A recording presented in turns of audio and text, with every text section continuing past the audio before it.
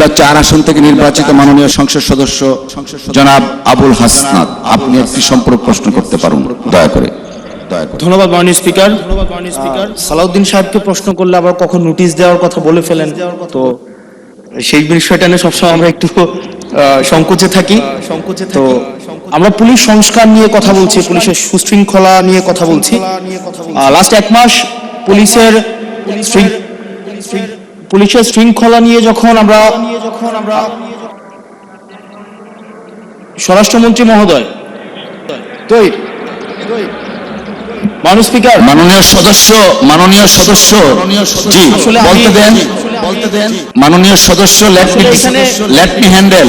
মাননীয় সদস্য, আমাদের পার্লামেন্টারি প্রসিডিউরে আমরা যাই। মাননীয় স্পিকার, আমরা যখন পুলিশ সংস্কার নিয়ে কথা বলছি, মাননীয় স্পিকার, মাননীয় সদস্য, আপনি দয়া করে বসুন।